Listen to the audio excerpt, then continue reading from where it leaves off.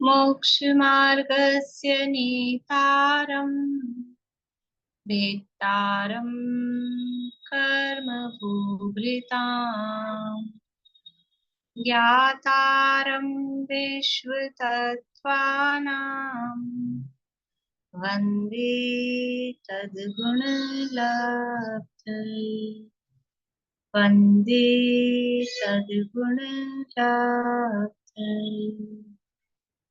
मोक्षमार्ग के नेता एवं कर्म पर्वतों के भेदक और विश्व के सब तत्वों के ज्ञायक चेतन संवेदक सद्गुण आप समान प्राप्त हूँ यही भावना भाकर दे विनय पूर्वक करूं वंदना बारंबार जिनेश्वर के बारंबार जिनेश्वर के।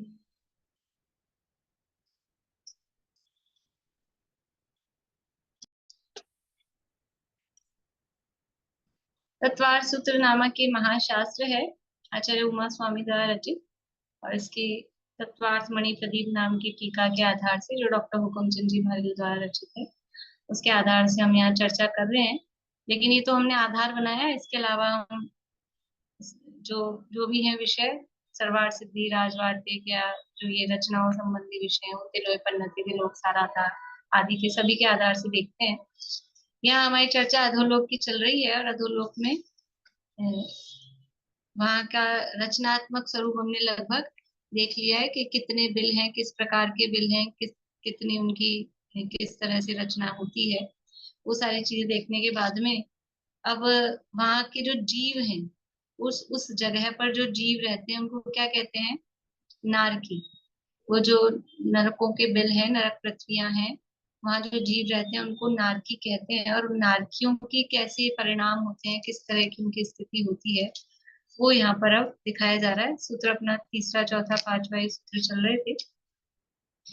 नारका नित्या शुभतर लेश्या परिणाम देह वेदना विक्रिया परस्परोदीरित दुःखा संक्लिष्टा सुरोदीरित दुःखाश्च प्राक चतुर्थ्या।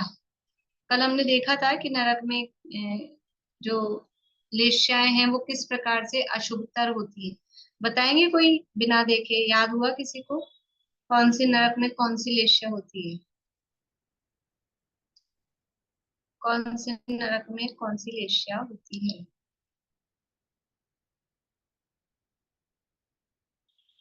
बोलो। पहले और दूसरे नरक में कपोतलेश्या होती है, तीसरे नरक के ऊपरी भाग में भी कपोतलेश्या होती है और नीचे के भाग में नीललेश्या होती है, चौथे में भी नीललेश्या होती है, पांचवे के ऊपर भाग में भी नीललेश्या होती है और छठे में कृष्णलेश्या होती है। पांचवे का ऊपर भाग बताया तो नीचे का भाग? नीचे के भाग में नीललेश्या होती है, छठे में भी नीललेश्या होती है। पांचवे के नीचे में कृष्णलेश्या होती है, छठे में भी कृष्णलेश्या होती है और सातवें में परम कृष्णलेश्या होती ठीक है, बढ़िया। इस तरह से ये निरंतर अशुभतर लेश्याएं वहां पर होती है और जो दुख है वो दुख भी नीचे नीचे के नरकों में बढ़ते जाते हैं। तो नरकों में हमने कितने प्रकार के दुख देखे थे? नरक में कल कितने प्रकार के दुख बताए थे? दुखों की जो जाति कहें, टाइप्स कहें, कितने प्रकार के कहें? 4 प्रकार के दुख, शारीरिक दुख, मानसिक दुख, क्षेत्र जनित दुख और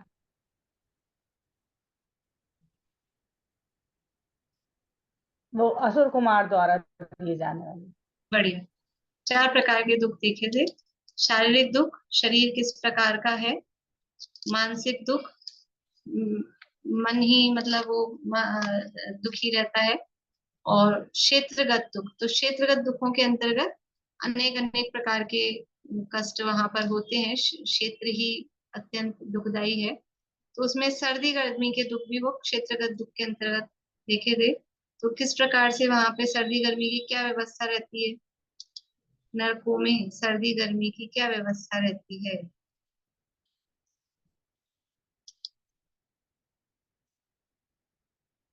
पहले, दूसरे, तीसरे और चौथे नरक में तो उष्ण वेदना है।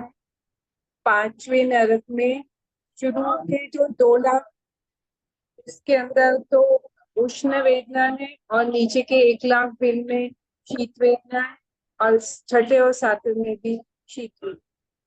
बड़े पहले दूसरे कोई टोटल करके बता सकते हैं कितने बिल उष्ण वेदना वाले हैं, कितने बिल शीत वेदना वाले हैं? 1 मिनट में कर सकते हैं।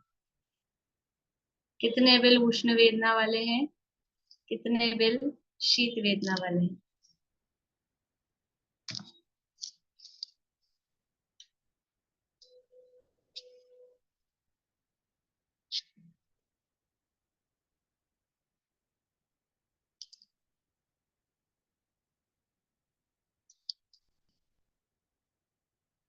बया- 82 लाख बिल उष्ण वेदना वाले हैं हाँ, और 2 लाख बिल शीत वेदना वाले। शीत वेदना वाले 2 2 लाख लाख। बिल। बहुत बढ़िया। टोटल कितने बिल थे अपने 84 लाख। नरक में? अपने क्यों है, नरक में टोटल 84 लाख बिल हैं। 84 लाख बिलों में से ऊपर के पहले नरक के 30 लाख, दूसरे के 25 लाख, फिर तीसरे के 15 लाख, चौथी के 10 लाख, ठीक है, और पांचवी के फिर 2 लाख। तो 30 और 25, ये हो गए 55, और फिर 15 70, और फिर 10 लाख 80 लाख, और 2 लाख पांचवी पृथ्वी वाले। ये 82 बिल शीत वेदना वाले हैं, और सॉरी उष्ण वेदना वाले हैं। और जो पांचवी पृथ्वी के 1 लाख बचे वो, और छठी और सातवीं में मिला के टोटल 1 लाख है। पंचों ने 5 कम में 1 लाख छठी में है, और 5 बिल सातवीं में है, तो 1 लाख। वो इस तरह से 2 लाख बिल है वो शीत वेदना वाले बिल हैं। इस तरह से मतलब उष्ण वेदना वाले बिल अधिक है। अपन नरक नरक में देखते हैं तो अपने को लगता है हाँ 2.5 नरक है, लेकिन 2.5 नरक में वहां बिलों की संख्या है वो कम है। ऊपर के नरकों में बिलों की संख्या ज्यादा है। देखिए अब ये सब कल अपने चर्चा हुई थी, और वो नारकी जीव दुखी क्यों है वो भी चर्चा अपन ने कल देखी थी। थोड़ा सा और अब इनके संबंध में विशेष चर्चा अपने को करनी है। तो नारकी जीवों के जो शरीर है, उस शरीर की ऊंचाई कितनी कितनी है? तो पहली भूमि में जो शरीर है वो अपन या मैं आपको एक और बताती हूँ तरीका। सातवीं पृथ्वी में जो है ना, जैसे अपन ने उछलने का प्रमाण देखा था, कितना उछलते हैं, तो वो सातवीं पृथ्वी में जितना उछलते हैं, छठी में उससे आधा, पांचवी में उससे आधा। तो इजी रहता है आधा आधा करना। जैसे 500 धनुष था, फिर 250 धनुष, फिर 125 धनुष, वो इजी रहता है। तो ऐसे ही सातवीं पृथ्वी में जो शरीर की ऊंचाई है वो है 500 धनुष। सातवीं पृथ्वी में 500 धनुष शरीर की ऊंचाई है। तो ऊपर ऊपर की पृथ्वियों में वो आधी आधी करनी है, ठीक है ना। तो छठी में हो गई 250 धनुष, पांचवी में हो गई 125 धनुष, फिर चौथी में हो गई 125 का आधा 62.5 धनुष,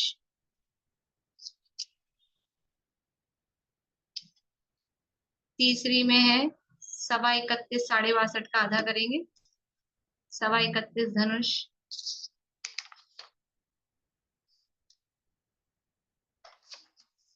सवा 31 धनुष का मतलब क्या हुआ? 31 धनुष 1 हाथ, 4 हाथ का एक धनुष है।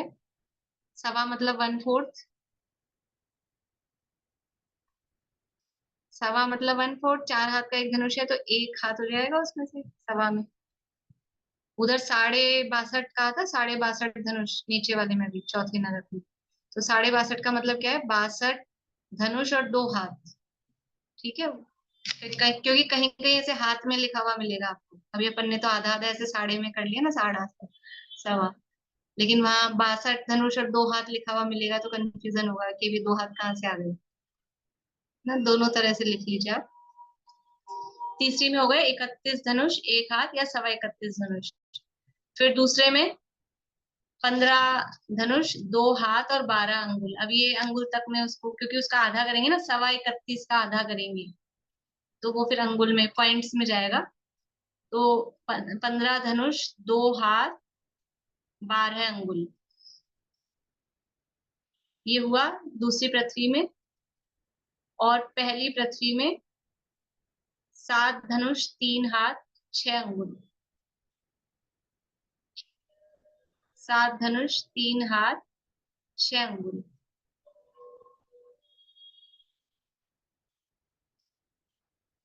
ये पहली पृथ्वी में। ये शरीर की इनकी उत्कृष्ट ऊंचाई है, ये उत्कृष्ट ऊंचाई की है। तो पटलों के हिसाब से देखिए ना, ये जो पहली पृथ्वी की उत्कृष्ट ऊंचाई दी है ये लास्ट वाले पटल में होगी। ठीक है, पहले पटल में जो इनकी हाइट होगी वो 3 हाथ इतनी। और वो सारी अलग अलग पटल वाइज भी दी है।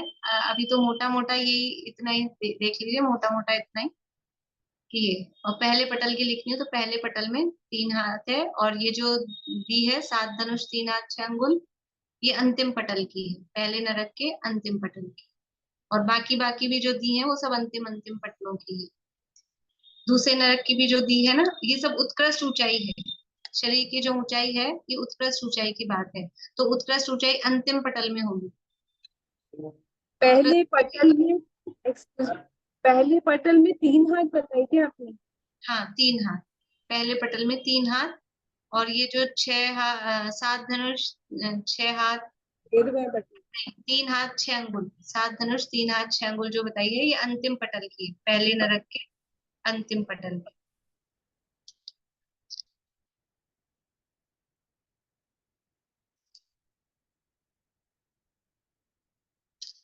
उसका भी पूरा सिस्टम है, मतलब कितनी कितनी बढ़ रही है, कितनी कितनी घट रही है, तो वो उस हिसाब से वो पूरा निकलता जाता है। अभी मोटा मोटा इतना देख लीजिए। मतलब ये है कि शरीर की ऊंचाई, इससे दिख क्या रहा है अपने को, देखना क्या है, कौन कितना ऊंचा, उससे क्या है कि नीचे नीचे के नरकों में जा रहे हैं तो शरीर की ऊंचाई बढ़ती जा रही है।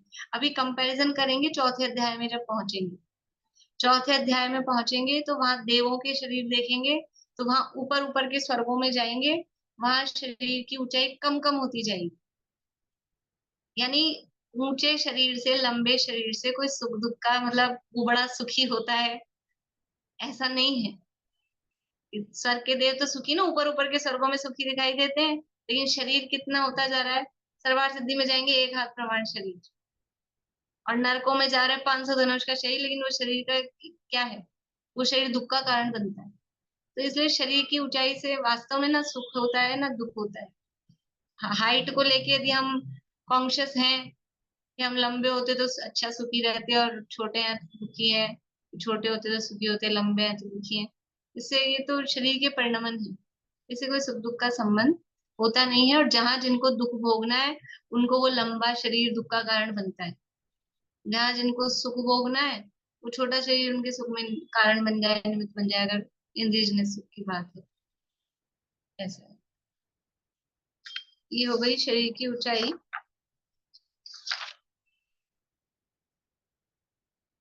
अब है ये नरक में जो जन्म होता है, नरक में जो जन्म होता है, तो कोई नारकी मरा, कोई नारकी मरा तो और दूसरा नारकी जन्मेगा, तो क्या मरते ही मतलब गैप पड़ सकता है क्या, कि ऐसा कोई समय हो कि नरक में कोई नारकी उत्पन्न न हो, ऐसा गैप पड़ सकता है क्या? निरंतर उत्पन्न होते रहते हैं, जैसे अपने यहाँ पर है मनुष्य उत्पन्न होते रहते हैं, हर समय वो बर्थ रेट आती रहती है, उत्पन्न होते रहते हैं। वैसे नरक में भी नारकी उत्पन्न होते रहते हैं, लेकिन क्या कोई टाइम ऐसा हो सकता है कि कोई भी नारकी उत्पन्न ना हो?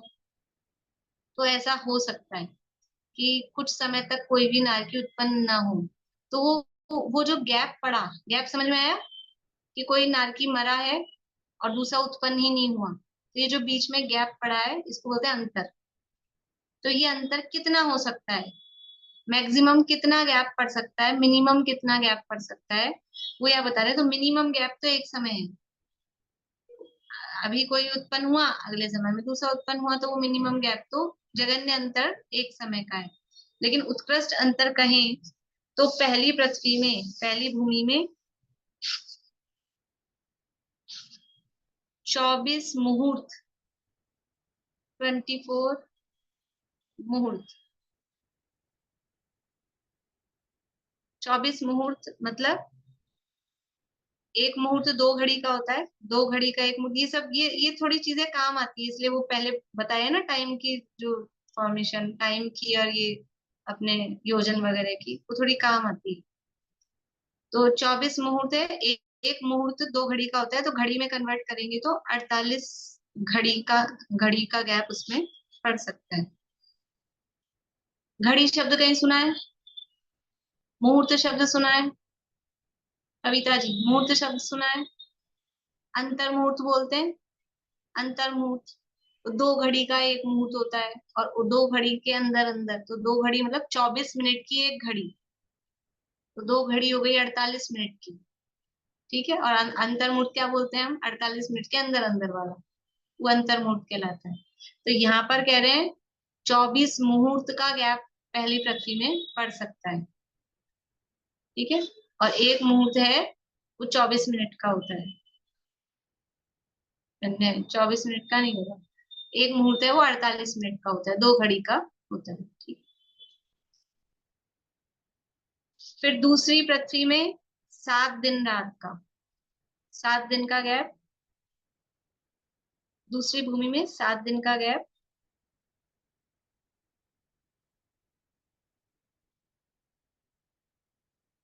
चौबीस मुहूर्त का है ना ये, और एक दिन में होते हैं कितने मुहूर्त होते हैं एक दिन में? एक दिन में 30 मुहूर्त। बोलिए अर्चना जी। 30 मुहूर्त का एक दिन है।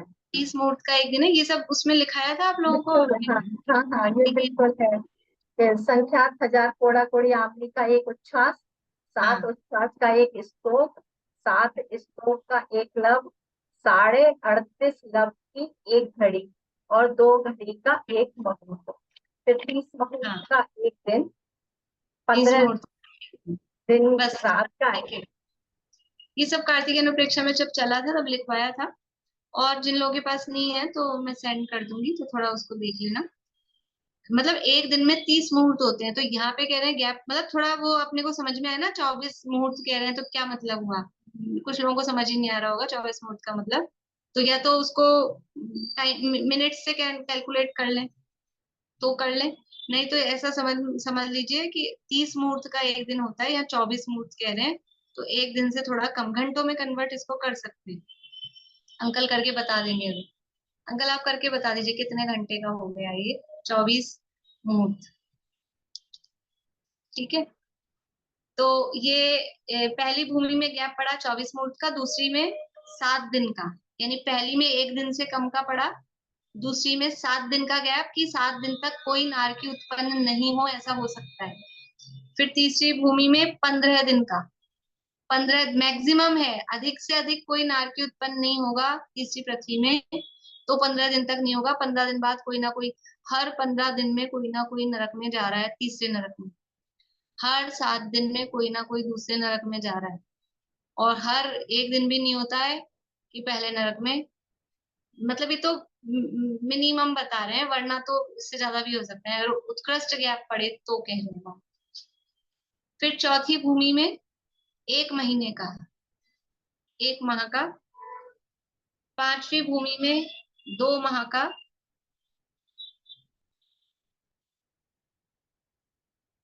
छठी में 4 महीने का,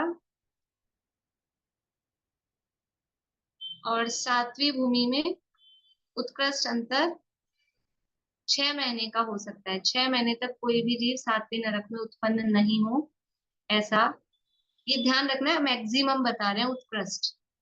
जगन्य तो हर समय में होता ही रहता है, जगन्य अंतर एक समय, जगन्य उत्कृष्ट शब्द समझ में आते हैं? जगन्य मतलब मिनिमम, उत्कृष्ट मतलब मैक्सिमम।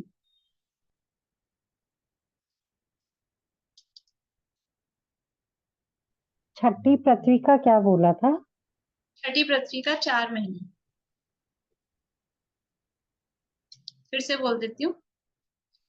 पहली भूमि में 24 मुहूर्त, दूसरी में 7 दिन, तीसरी में 15 दिन, चौथी में 1 महीना, पांचवी में 2 महीना, छठी में 4 महीना और सातवीं में 6 महीना। इधर तो समझ लो थोड़ा डबल डबल हो रहा है, 7 दिन फिर 15 दिन फिर 1 महीना फिर 2 महीना फिर 4 महीना लगभग। पर सातवीं में जाके डबल नहीं हो रहा, 8 महीना नहीं हो रहा है, 6 महीना ही।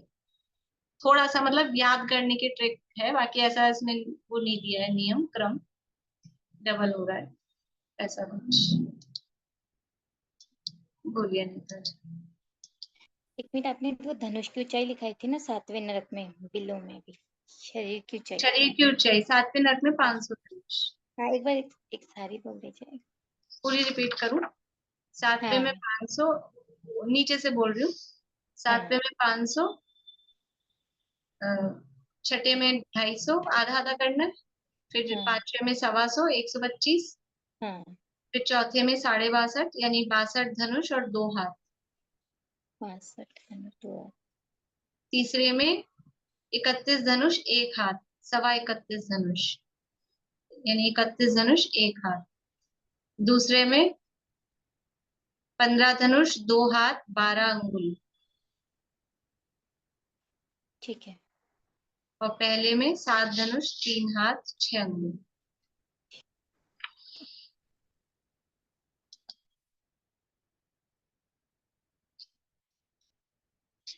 अब ये किस तरह की इनकी विक्रिया होती है, और वहां जो हमने कल दुख देखे थे क्षेत्रगत शरीरगत, वो थोड़ा सा मैं यहाँ से आपको पढ़ के सुना रही हूँ कि किस तरह से वहां पर दुखों की स्थिति होती है।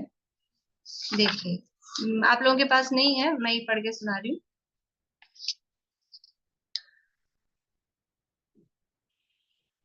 अशुभ कर्म के उदय की निमित्तता में नारकी जीवों के निरंतर सदाकाल दुख ही दुख बना रहता है, उसका कभी अभाव नहीं होता। यह बताने के लिए नित्य शब्द दिया है कि नारकी जीव नित्य ही अशुभतर लेश्यावान, नित्य ही अशुभतर परिणामवान, नित्य ही अशुभतर देहवान, नित्य ही अशुभतर वेदनावान, नित्य ही अशुभतर विक्रियावान है। नारकी जीवों के जो परिणाम है वो निरंतर अशुभ हैं। इनके सदा काल पाप कर्म के उदय की निमित्तता में मारो मारो, बांध लो, चीरो चीरो, फाड़ो फाड़ो, काटो काटो इत्यादि अशुभतर परिणाम होते हैं। नरक में क्षेत्र के वश अशुभतर ही स्पर्श रस गंध वर्ण होने से अशुभ ही परिणाम है, तथा नीचे नीचे विशेष अधिक अधिक अशुभ अशुभ होते जाते हैं। वो क्षेत्र ही अशुभ है, वहां के क्षेत्र के स्पर्श रस गंध वर्ण, जो परिणाम शब्द दिया था ना, मैंने कहा था परिणाम शब्द है वो पौद्गलिक स्पर्श रस गंध वर्ण के लिए है कि नीचे नीचे के नरकों में जाएंगे तो वहां का स्पर्श, वहां का रस, वहां की गंध वो अत्यंत अशुभ अशुभ है। इन जीवों का देह यानी शरीर भी अशुभतर है। अशुभ नाम कर्म के उदय से नारकी जीवों का शरीर ऐसा अशुभ रूप होता है जिसे देखने से ही भय उत्पन्न होता है। यदि आप लोगों को नाम कर्म की प्रकृतियों के नाम याद हो तो वो जो 10 जोड़े वाली प्रकृतियां हैं उनमें से एक पुण्य रूप होती है, एक पाप रूप होती है। तो वो सारी पाप प्रकृतियों का उदय है, उनमें से उनके सब अशुभ अशुभ प्रकृतियों का ही उदय है। उनके अंग उपांग स्पर्श रस गंध वर्ण शब्द इत्यादि अशुभ ही है। आकार हुंडक संस्थान है। कौन सा संस्थान होता है नरक में? हुंडक। हुंडक मतलब टेढ़ा मेढ़ा विडोल बहुत विरूप। केश और पंख से रहित पक्षी के समान उनकी आकृति है। जैसे बाल नहीं हो और किसी पक्षी के पंख नहीं हो तो वो कैसा लगेगा, ऐसी उनकी शरीर की आकृति है। मतलब पक्षी जैसी नहीं है मनुष्याकार, लेकिन वो मतलब ऐसा। और फिर वो उंडक संस्थान है तो कुछ ऐसा ही होता है, अजीब। यद्यपि इनके धातु उपधातु रहित वैक्रिक शरीर ही है, तथापि औदारिक शरीर में स्थित मल मूत्र कफ रुधिर नसाजाल वमन मांस कीश हड्डी आदि जैसे अशुभ रूप दुर्गंधित हैं, उनसे भी अधिक अशुभ दुर्गंध रूप परमाणु में उनका शरीर होता है। खून मांस हड्डी ये अपने तो अंदर दुर्गंध होती है, थोड़ी बाहर आए तो कभी समझ लो किसी का पेट खराब हो तो वो गैस पास करे तो थोड़ी कभी वो आती है। पर इनका तो शरीर यद्यपि उसमें ये सब चीजें नहीं है उनके शरीर में, फिर भी इतना दुर्गंधित है। अभी मान लीजिए गर्मी के दिन है तो किसी के पसीनों की दुर्गंध आए, थोड़ा दूर से आए, पर वहां उनका शरीर इतना दुर्गंधित है कि अपन तो थोड़ी सी किसी के पसीनों की आए तो हम पास नहीं खड़े हो सकते हैं, ऐसी अपनी स्थिति है। और वहां इतने दुर्गंधित शरीर के साथ में सब नारकियों को, वो सबकी खुद की भी आती है, दूसरों की भी आती है, और वहां मतलब पूरा जीवन उस दुर्गंध के साथ निकालना पड़ता है। हम तो अभी अभी तो गर्मी में ऐसी स्थिति ना, एक कपड़ा भी पहन लिया और पसीनों में हो गया तो फिर सीधा धुलेगा ही, मतलब उसको हम रख नहीं सकते। और वहां पर मतलब हम खुद के शरीर की ही दुर्गंध को यहाँ हम सहन नहीं कर पाते, और वहां पर वो कितनी कितनी, ये तो कुछ भी नहीं दुर्गंध, वहां इतना दुर्गंधित उनका शरीर होता है। क्षुधा वेदना इन नारकी जीवों की इतनी अधिक है कि 3 लोक प्रमाण अन्न का भक्षण करने पर भी वह शांत नहीं हो। भूख इतनी है, 3 लोक को नाच जो खाए। 3 लोक में अनाज उत्पन्न होता है क्या? लेकिन उपमा दी है कि 3 लोक में अनाज भर दें और इतना भी खा लें तो भी भूख मिटे नहीं, इतनी भूख है। और मिलता क्या है? मिलता क्या है? ऐसे दाना जैसा भी नहीं मिलता है, मिलता है खाते हैं मिट्टी वगैरह, लेकिन वो कुछ नहीं। बोलिए रहे। मैम ये जो गंध आती है वो इस तरह भी कुछ आप पहले शायद समझाए हो कि इतना किलोमीटर तक, एक पहले हाँ, नरक में वो आने दूसरे वाला नरक है, में। आगे आने वाला है। ये तो अभी शरीर की गंध की बात चल रही है। वो जो गंध है वो वहां की भूमि की, वो भूमि की मिट्टी का एक कण, वो उसकी बात है। ये शरीर की दुर्गंध की बात अपन कर रहे थे। इनकी तृषा वेदना इतनी अधिक है कि समस्त समुद्रों प्रमाण जल पीने पर भी प्यास की वेदना शांत नहीं होती। इन जीवों के पेट, नेत्र, मस्तक आदि अंगों में विविध रोगों की वेदना होती है। सारे अंग दुख देते हैं, सारे अंग दुखते हैं, सारे टोटल, आंख, कान, नाक, पेट, सिर, कमर, जो भी है, हाथ पैर, सब में अत्यंत वेदना होती है और उसका कष्ट वे निरंतर भोगते हैं। मध्य लोक में एक साथ हजारों बिच्छुओं के काटने से जैसी पीड़ा होती है, उस प्रकार की पीड़ा तो वहां की भूमि का स्पर्श करने मात्र से होती है। यहाँ मतलब वहां नरक में, यहाँ यहाँ मतलब यहाँ अपने मध्य लोक में कुत्ता, बिल्ली, सुअर, गधा, वानर, ऊंट आदि निकृष्ट प्राणियों के सड़े हुए कलेवर से जैसी दुर्गंध आती है, उससे अनंत गुनी अधिक दुर्गंध वहां की भूमि संबंधी मिट्टी में है। अपने घर में कभी घर बंद करके जाओ और कोई गलती से पीछे चूहा हुआ कोई कभी मर जाए तो कैसी दुर्गंध आती है, सहन नहीं होती है। और वहां कह रहे हैं कि मतलब बहुत सारे हजारों, ये सारे गाय घोड़ा पंचेंद्रिय, गाय घोड़ा ये मतलब ऐसा, ऊंट, बिल्ली, गधा, कुत्ता, बंदर, ये मरे हुए हों और उनकी जो दुर्गंध हो, तो हम तो ये डस्टबिन लगे रहते हैं ना रोड पे, उनके बगल से नहीं गुजर सकते, उनके पास से नहीं गुजर सकते। हमारी तो ये स्थिति है। और वह नारकी की वो भूमि में, वहां मिट्टी में इतनी दुर्गंध है कि अब बता रहे हैं वहां कि कितनी तीव्र है, और उससे भी अनंत गुणी, मतलब जो यहाँ आ रही है अपने को, उससे अनंत गुणी दुर्गंध वहां की भूमि की मिट्टी में है।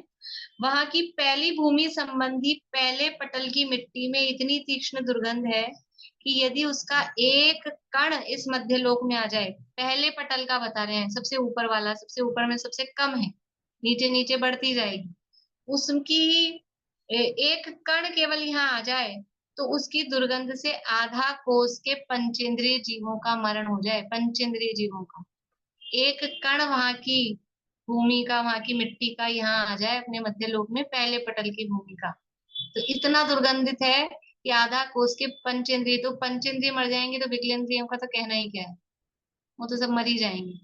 आधा कोस के पंचेंद्रिय जीवों का मरण हो जाए। आगे आगे प्रत्येक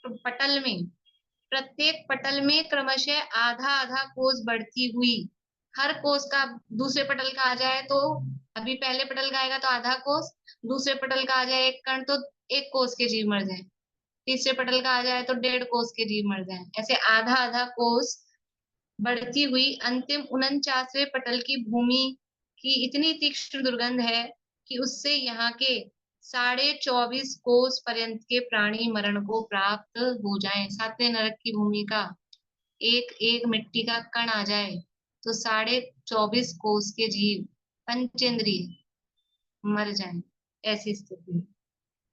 और वो जीव वहां है ऐसी दुर्गंध में, इसलिए वो पाप कर्म का फल भोगने का स्थान है और रहना पड़ता है, जिंदा रहना पड़ता है। यहाँ के जीव तो मर जाएंगे दुर्गंध को सूंघते ही, वहां मरते नहीं है, मर नहीं सकते। कि मतलब पाप करने से, पाप परिणामों से डरना चाहिए। कितने तीव्र पाप के परिणाम, कैसा कैसा फल भोगना पड़ता है। नारकियों को अपनी पूरी आयु पर्यंत ऐसी तीक्ष्ण दुर्गंधमय भूमि में रहना पड़ता है। वहां विक्रिया भी अशुभतर ही है। विक्रिया की बात बता रहे हैं।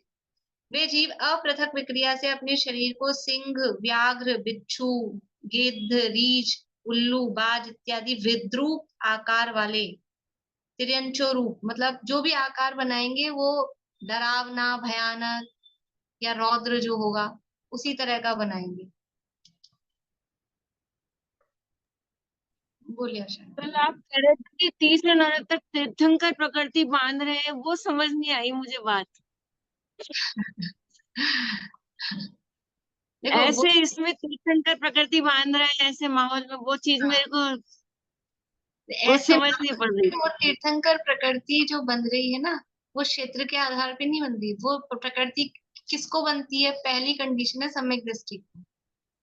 तीर्थंकर प्रकृति सम्यक दृष्टि को बनती है। और फिर और जो शुद्ध केंद्रित नहीं, उसमें शुद्ध शुद्ध केंद्रित केवल और वो तो शायद समझ।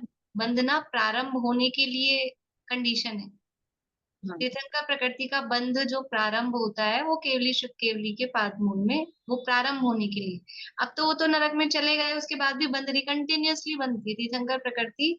एक बार बनना चालू होती है तो बनती रहती है कंटिन्यूअसली। तो अभी भी बंध रही है, जो नरक में है वो तीर्थंकर प्रकृति को जो बांध रहे हैं वो बांध ही रहे हैं। तो उसके बंध का कारण अलग है ना, बंध के कारण अलग है। ये नरक की परिस्थितियां उसको चेंज नहीं कर पाती। इससे समझ में आ रहा है कि बाहर में कैसी भी परिस्थितियां हो, कि साहब हम ऐसी जगह थे, ऐसी जगह थे, इसलिए हमारे परिणाम बिगड़ गए, कि वहां नरक से ज्यादा क्या बुरी परिस्थितियां हैं, फिर भी उनके परिणाम नहीं बिगड़ते। वो तीर्थंकर प्रकृति निरंतर बांध रहे। तो पहला कारण तो क्या है तीर्थंकर प्रकृति के बंध का? कि वो सम्यक दृष्टि है। कारण मतलब वो निमित्तता। और फिर जो उनके भाव हुए कि सभी जीवों को ये सुखी होने का मार्ग प्राप्त हो, 16 कारण भावनाओं को कहा जाता है तीर्थंकर प्रकृति के आश्रम का कारण। तो उसमें जो समझ लो प्रवचन वात्सल्यपना, मतलब कि सभी जीवों को ये सुखी होने का मार्ग प्राप्त हो। जैसा सुखी होने का मार्ग मुझे प्राप्त हुआ है, वैसा ही सुखी होने का मार्ग दुनिया के सभी जीवों को प्राप्त हो। ऐसी अंदर से तीव्र वो एक धारा निरंतर अंदर चलती रहती है, वो परिणाम। इसके कारण से वो प्रकृति निरंतर बनती रहती है। हाँ, हम भी तो करते हैं ऐसी भावना।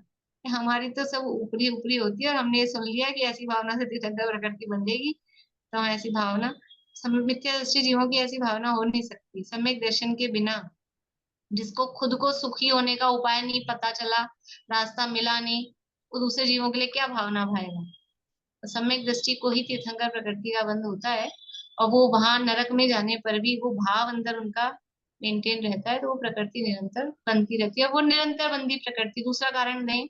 तो प्रकृति की नेचर ही ऐसी है कि एक बार बनना चालू होती है तो वो बनती रहती है 8वें गुणस्थान के 6ठे भाग तक। बस वो कोई जो नरक में जा रहा है जीव, तो नरक में जाते समय जो दूसरे तीसरे नरक में जा रहे हैं, तो उस समय दर्शन छोड़ के जाते हैं, तो कुछ अंतर मुहूर्त के लिए छूटती है, फिर वापस से बनना चालू हो जाता है। वो अलग है, टेक्निकल चीज है। अगर तीर्थंकर प्रकृति का बंद हुआ तो फिर नरक कैसे जा सकते हैं? आयु पहले बांध ली है तो जा सकते हैं। इसलिए आपने आयु बांध ली तो कोई कोई छूट नहीं मिलेगी, कोई सी प्रकृति बांध लो। इसलिए कर्म है ना, वो किसी के ऐसा सगे नहीं होते कि कोई आपको पार्शलिटी कर देंगे, कोई आपको मिल जाए। गए ना सैनिक राजा के जीव गए ना, अपने पास उदाहरण प्रत्यक्ष है ना, मतलब अपन ऐसे नहीं कह सकते कि हवा में बात। इसलिए जो कर्म बंध जाते हैं, कुछ कर्म ऐसे हैं, आयु है वो बदलती नहीं है, इसलिए पहले ही परिणामों को संभाल के रखने की बात। देखिए विक्रिया कैसी करते हैं वो, तो ये विद्रूप आकार वाले तिरंच वाले, या फिर तलवार, खड़ग, भाला, त्रिशूल, कुल्हाड़ी इत्यादि शस्त्र रूप वो विक्रिया करते हैं। वो सोचते ऐसा है कि मैं कुछ शुभ विक्रिया करूं, मान लो कोई सोचे भी, लेकिन वो होती ही नहीं है। पहली बात तो सोचता ही नहीं है कोई ऐसा, कदाचित अपन ऐसा सोचे कि वो सोचे भी तो भी वो उनकी विक्रिया अशुभ ही होती है। परस्पर में एक दूसरे को, परस्पर उदित दुखा का है ना, परस्पर में एक दूसरे को बिना बात ही बैर करते हैं, मारते हैं, काटते हैं। देखो नरक में ये दुख हो गए परस्पर, मतलब विक्रिया संबंधी हो गए, और परस्पर में इस विक्रिया के द्वारा एक दूसरे को मारते हैं। फिर क्षेत्र संबंधी दुख बता रहे हैं, वहां सदा काल दुखदायक सामग्री उपलब्ध रहती है, उससे भी वो दुख उत्पन्न करते हैं। वहां पे महाभयानक आकृति वाले पर्वत हैं, उनके नीचे भयंकर गुफाएं, और उनको देखने मात्र से ही दुख होता है।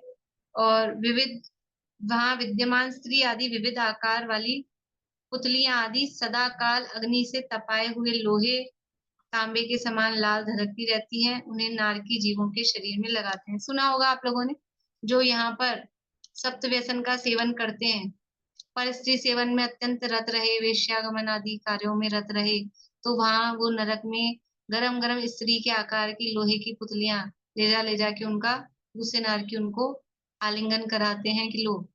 जो मांस भक्षण में अति लंपट रहे, ये सब सप्त व्यसन के फल है नरक आदि।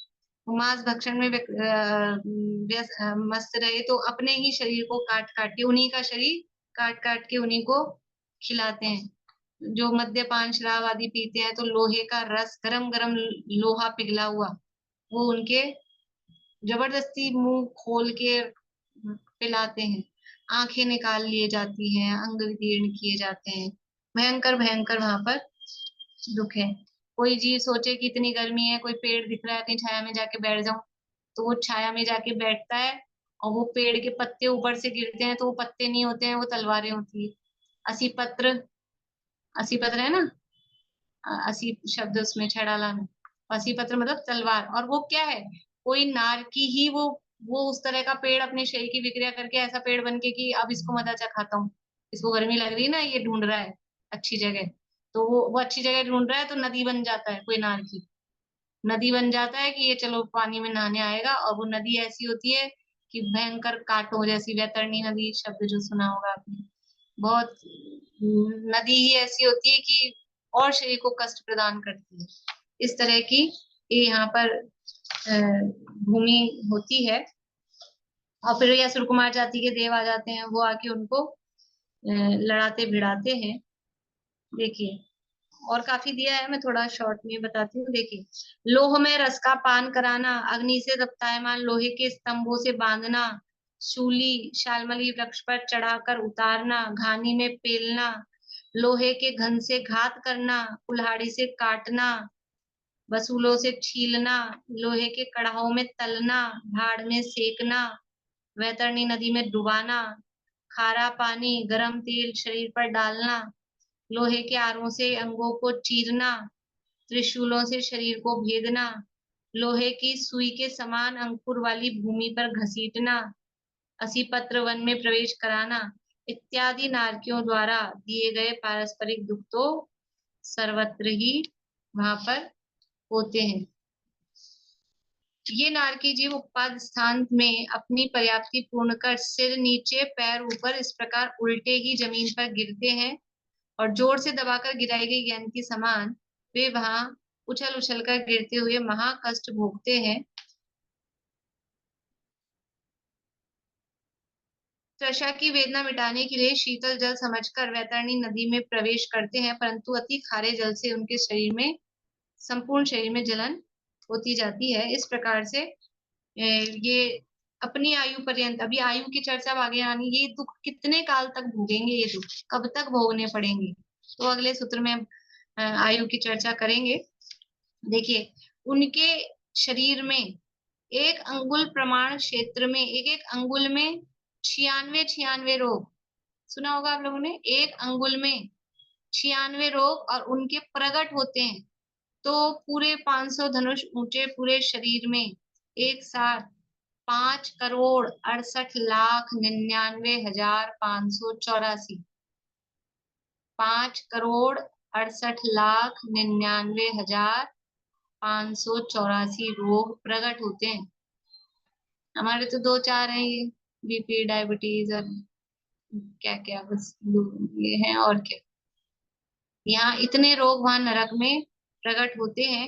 यद्यपि वैकृत शरीर है, तो यूं वैकृत शरीर में रोग नहीं होते, लेकिन उनका मतलब वो पाप कर्म के उदय के प्रभाव से वो शरीर ऐसा होता है कि वो उन रोगों की वेदना को भोगने में कारण बनता है। यद्यपि वैकृत शरीर है, तो ये कह सकता है वैकृत शरीर में कहाँ रोग, तो शरीर वैकृत है, लेकिन वो इतने रोगों की जैसी वेदना होती है, ऐसी वेदना उनको हर समय उसमें होती रहती है।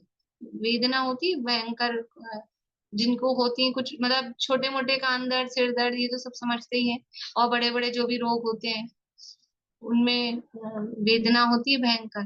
तो वो जो वेदना है वो निरंतर वो भोगते हैं। ये नारकी वस्त्र रहित नग्न रूप, अत्यधिक रूखे शरीर के धारक, स्किन कैसी होती है, एकदम ड्राई, अष्टापद या भौरे के समान काले रंग वाले, इनके नेत्र अत्यंत लाल, दांतों की पंक्ति आरे के समान तीक्ष्ण, और सिंह के समान अत्यधिक लपलपाती हुई विकराल जीव, और शस्त्र के समान इनके अंगोपांग है। मुख सदा खुला रहता है, दृष्टि अति क्रूर है, कुंडक संस्थान वाला उनका शरीर अति विद्रूप है। इस तरह से और वही सब सारी बातें अपन ने कर ली है। अब ऐसे नरक में भी देखो, ये नरक में भी अब तीसरे नरक तक कोई धर्म, असुर कुमार जाति के देव तो आके लड़ाते ही हैं, लेकिन तीसरे नरक तक वाले जीवों को वहां पर कोई देव आके उपदेश भी दे सकते हैं। तो वो उपदेश मिले और उस उनकी वो वेदना उनको सम्यक दर्शन में कारण हो जाती है। वो वेदना के काल में वो ये जीव विचार कर ले कि आखिर ये वेदना मैं क्यों भोग रहा हूँ, और उसको ये ख्याल आ जाए कि पिछले भाव में मुझे बहुत समझाया था, मुझे किसी ने उपदेश दिया था, ये पाप मत करो, ये आत्मा का स्वरूप समझो, ये मंदिर जाओ, ये भगवान की वाणी समझो, तुम जीव हो, ऐसा कुछ ख्याल आ जाए उस वेदना के काल में, तो उस समय वो वेदना उनको सम्यक दर्शन में निमित्त बन जाती है। नरक में होते हुए भी वो वेदना सम्यक दर्शन में निमित्त हो जाती है। या फिर कोई देवता के उपदेश दे दें तो उपदेश भी वहां पर उनको निमित्त बन जाता है। अथवा मतलब नरक में सम्यक दर्शन के निमित्त बता रहे हैं वेदना, या तीसरे नरक तक उपदेश, या फिर जाति स्मरण ज्ञान हो जाता है, पूर्व भाव का ज्ञान हो गया, तो पूर्व भाव के ज्ञान के कारण भी यदि कोई उपदेश मिला हो, कोई कहने वाला हो पिछले भाव में, तो वो जाति स्मरण भी उनको सम्यक दर्शन में निमित्त बन जाता है। मैम सैनन का कुछ नहीं होगा ना? सैनन नहीं होता ना वैकृत शरीर, वैकृत शरीर में सहनन नहीं होता, संस्थान आकार है, वैकृत शरीर में सहनन नहीं होता। देवों और नारकियों के सहनन नहीं होता, एक इंद्रियों के, देवों के और नारकियों के।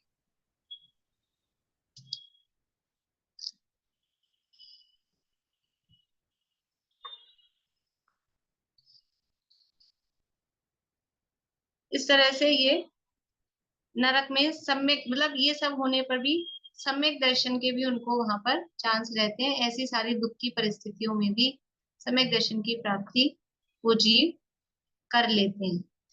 तो ऐसा जो दुख है वो कितने समय तक वो भोगते हैं, तो उसके लिए अगला सूत्र यहाँ पर कह रहे हैं। अपन सूत्र का पाठ कर लेते हैं और साधारण सामान्य अर्थ भी कर लेते हैं, तो जो विशेष चर्चा है वो नेक्स्ट क्लास में कर लेंगे ताकि आप लोग सूत्र याद कर सके। देखिए 6 नंबर का सूत्र है,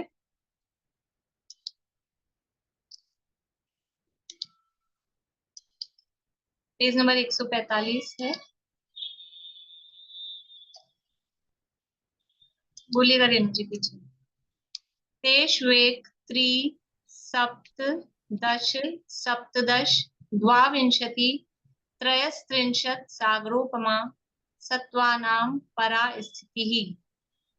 तेष्वेक त्रि सप्त दश सप्तदश द्वाविंशति त्रयस्त्रिंशत् सागरोपमा सत्त्वानां परा स्थिति। देखिए क्या कह रहे हैं कि तेषु एक है ना, या संधि है तेषु, तेषु यानी उनमें, फिर है एक, तेषु यानी उनमें, यानी उन नरकों में। ये तेष वेक है, तो तेषु और एक तो संधि होके बन गया है तेषु एक। एक त्रि सप्त दश, सप्तदश, द्वाविंशति और त्रयस्त्रिंशत्। इनको इसी तरह से पढ़ना है। पहला वाला सप्त अलग, दश अलग, फिर दूसरा वाला सप्तदश एक साथ, ठीक है ना। तो वो आपको भाव ख्याल में रहेगा, सही अर्थ भी ख्याल में रहेगा। उनमें एक यानी एक, तीन यानी तीन, सप्त यानी सात, दस यानी 10, सप्तदश यानी 17, द्वाविंशति, विंशति होता है 20 और द्वा यानी दो, तो 2 और 20 हो गए 22, और त्रयस्त्रिंशत्, त्रयस्त्रिंशत् का अर्थ होता है 33। सागरोपमा, सागरोपम, सत्वानाम यानी जीवों की, परा यानी उत्कृष्ट, स्थिति यानी स्थिति मतलब रहने का काल, आयु, उत्कृष्ट स्थिति होती है, यानी उनमें जीवों की उत्कृष्ट स्थिति कितनी होती है। तो जो सागरोपमा शब्द है वो सबके साथ लगाना है। तो 1 सागर, 3 सागर, 7 सागर, 10 सागर, 17 सागर, 22 सागर और 33 सागर क्रमशः उन नरकों में उन जीवों की उत्कृष्ट स्थिति। यानी पहले नरक में कोई जीव है तो कितने काल तक ये दुख भोगेगा उत्कृष्ट रूप से, 1 सागर, दूसरे नरक में 3 सागर, तीसरे नरक में 7 सागर, चौथे में 10 सागर, पांचवे में 17 सागर, छठे में 22 सागर और सातवें में 33 सागर तक ये दुख उन जीवों को भोगने पड़ते हैं। अर्थ और देख लेते हैं। उन नरकों में नारकी जीवों के रहने की उत्कृष्ट आयु क्रम से 1 सागर, 3 सागर, 7 सागर, 10 सागर, 17 सागर और 22 सागर और 33 सागर है। अभी सागर की व्याख्या यहाँ की है और ये उत्कृष्ट स्थिति बताई है। और जगन्य स्थिति कितनी होती है, तो जगन्य स्थिति बताएंगे चौथे अध्याय में जाके। वहां जब जगन्य स्थितियां सबकी बताएंगे तब सूत्र वहां देंगे, लेकिन अपन अब वहां तक का इंतजार थोड़ी ना अपन कर सकते हैं। तो जघन्य स्थिति होती है 10,000 वर्ष, और नरकों में जघन्य स्थिति 10,000 वर्ष, और उत्कृष्ट स्थिति जो कही है 1 सागर, 3 सागर, वो इस प्रकार से। लेकिन 10,000 वर्ष कहाँ पर है जघन्य स्थिति, सब नरकों में है क्या कि नहीं? पहले नरक के पहले पटल में जघन्य स्थिति 10,000 वर्ष है, और पहले नरक की उत्कृष्ट स्थिति है 1 सागर। अब जो पहले नरक की उत्कृष्ट स्थिति है वो आगे वाले नरक की क्या हो जाएगी, जघन्य स्थिति हो जाएगी। और उत्कृष्ट स्थिति आप सारी बताई दी हैं, एक जघन्य स्थिति अपने को पता लग गई है। तो आपको ये होमवर्क है, जघन्य और उत्कृष्ट स्थिति लिखनी है सातों नरकों की। तो पहले की जघन्य स्थिति 10,000 वर्ष और उत्कृष्ट स्थिति हो गई 1 सागर। अब दूसरे की जघन्य स्थिति कितनी होगी, 1 सागर सामान्य रूप से बोल देते हैं, नहीं तो बारीकी में बोलेंगे तो 1 सागर प्लस 1 समय, ठीक है। और फिर दूसरे की उत्कृष्ट स्थिति 3 सागर, फिर तीसरे की जघन्य स्थिति 3 सागर प्लस 1 समय, और फिर आगे 7 सागर। इस तरह से जो पिछले नरक की उत्कृष्ट स्थिति है वो आगे वाले मतलब नीचे वाले नरक की वो जघन्य स्थिति हो जाती है। इस तरह से सामान्य रूप से स्थिति बताई है, पर इनमें पटल वाइज भी अंतर होता है कि जैसे 1 सागर उत्कृष्ट स्थिति पहले नरक की है तो वो सब पटलों में नहीं है, वो लास्ट वाले पटल में उत्कृष्ट स्थिति होती है। तो अलग अलग पटलों की अलग अलग है, अपन उतनी बारीकी में नहीं जाएंगे, मोटा मोटा इतना ही याद रख लें। ओ बस पहले नरक के पहले पटल की बता देती हूँ आपको। 10,000 वर्ष जघन्य है, 90,000 वर्ष उत्कृष्ट स्थिति पहले नरक के पहले पटल की। मैम एक बार ये पटल में थोड़ा कंफ्यूजन हो गया, मेरे को पिक देखनी थी पटल की, कुछ वो बता दीजिए थोड़ा सा। पटल का मतलब है मंजिल, पटल यानी मंजिल जैसी होती है। ये देखिए नारकियों की विक्रिया का ये चित्र है।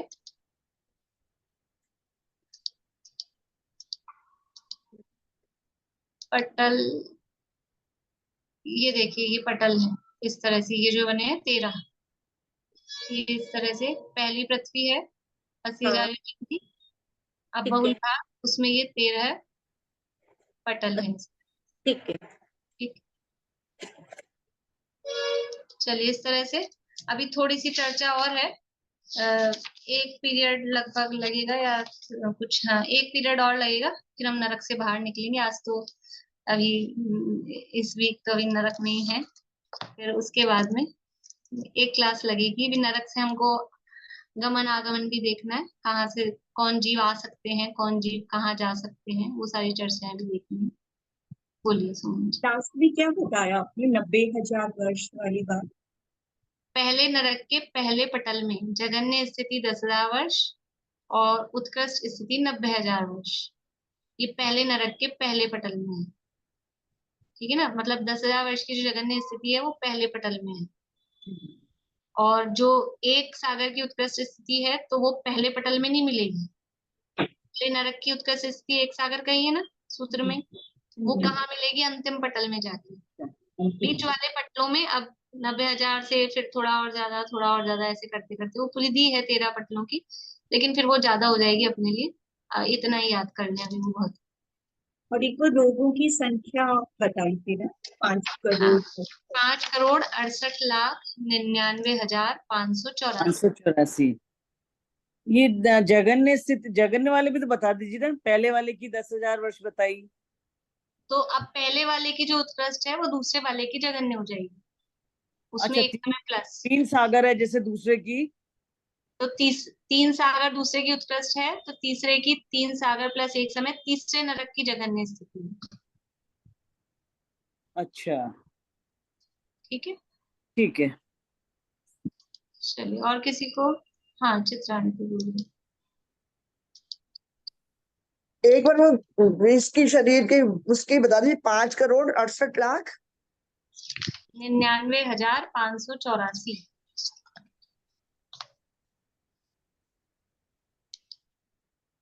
चलिए जिनवाणी स्थिति बोलनी है, आप बोलेंगे मंशुला जी? देख के बोल रहा हूँ। हाँ देख।